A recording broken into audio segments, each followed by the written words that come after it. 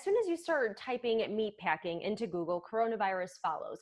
And that's perhaps because many facilities across the country have been, like you said, dealing with outbreaks of the virus, leading to worries about food supply. Now, employees of these facilities are worried as well about their unsafe working conditions and lack of PPE. Now, at the beginning of the month, the CDC posted an article with these facts right here.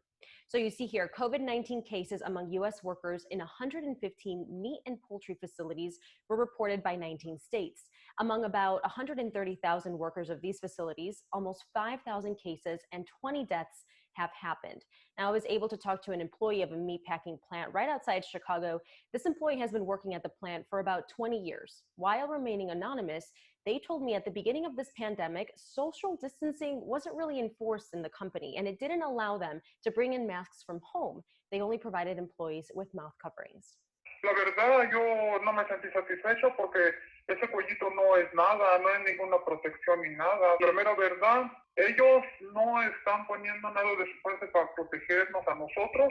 Now, they weren't just afraid of getting sick themselves, they were also worried about spreading it onto the food that we're consuming and they are handling.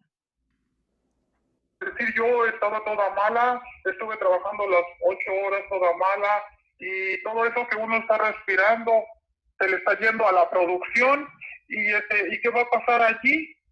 ¿Cuántos infectados van a salir más de toda esa producción? Now, unfortunately, this employee is currently recovering after contracting COVID-19 and has to return to work on June 1st.